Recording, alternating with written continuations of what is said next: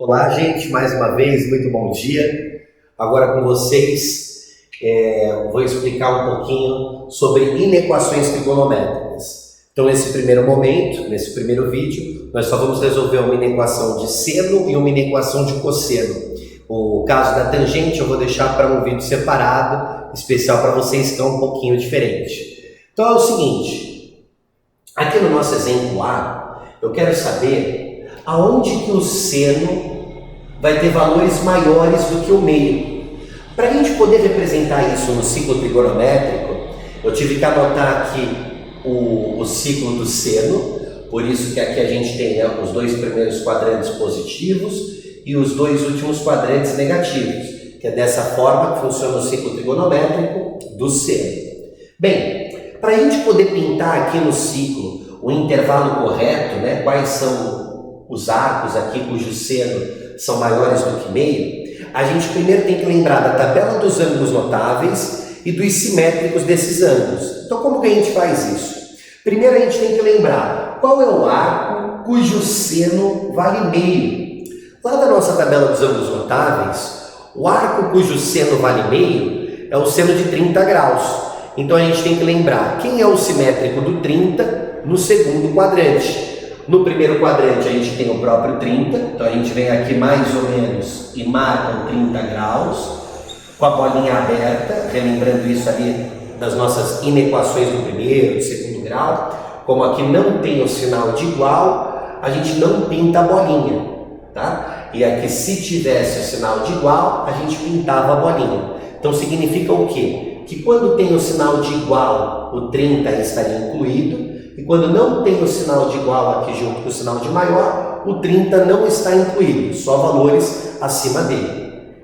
Então, gente, quem é o simétrico do 30 no segundo quadrante?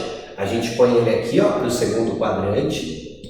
E o simétrico de 30, para quem não lembra, a variação é 30 graus, então basta fazer 180, volta 30, é os 150 graus.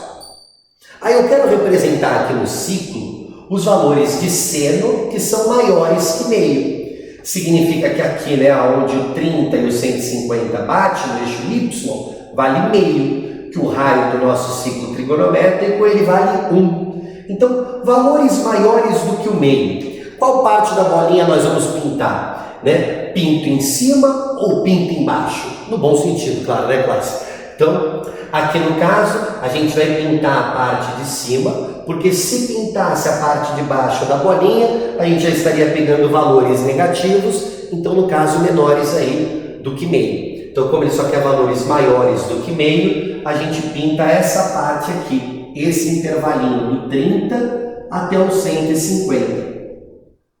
Bem, como que a gente representa essa solução? A gente pode representar de algumas formas.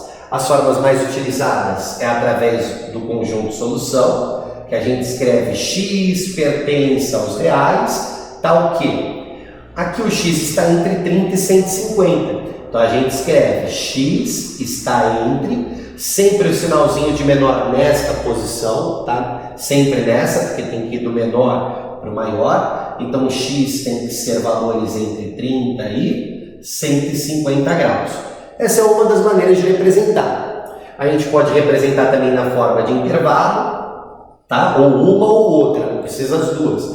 Aí fica conjunto solução, como vai do 30 até o 150, aberto no 30, então a gente abre aqui no 30 graus, ponto e vírgula, 150 e abre no 150.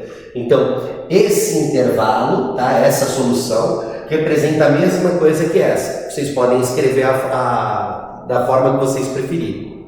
Bem, vamos para o exemplo de cosseno.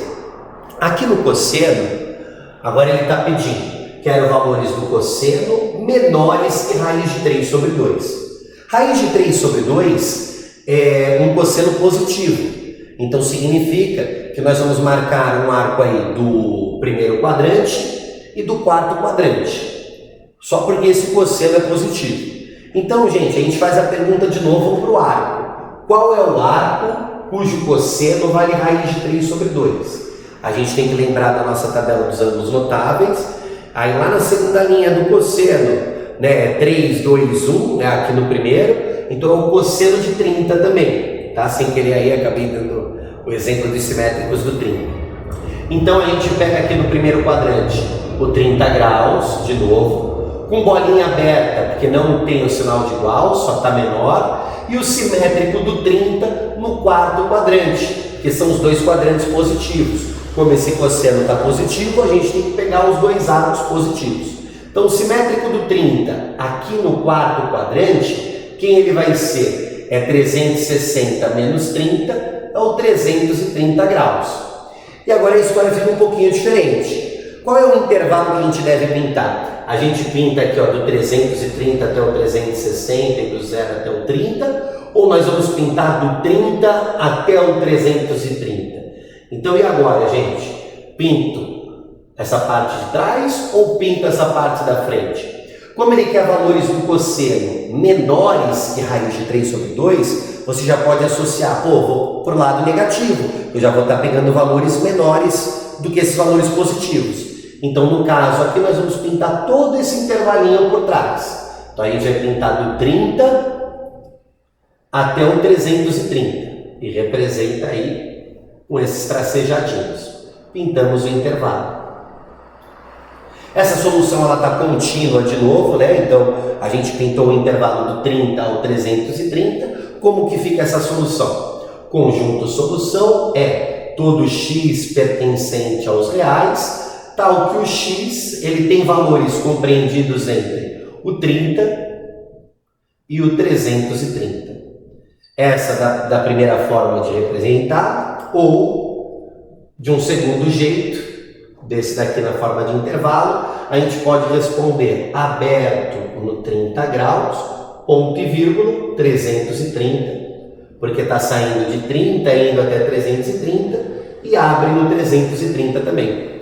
E aí, gente, depois desses dois exemplos, vou fazer mais um caso da tangente separado, eu vou fazer mais alguns exemplos desses também. Depois eu termino de passar mais algumas listas complementares para vocês e outros exercícios de inequação. Tchau, tchau, gente. Até o nosso próximo vídeo.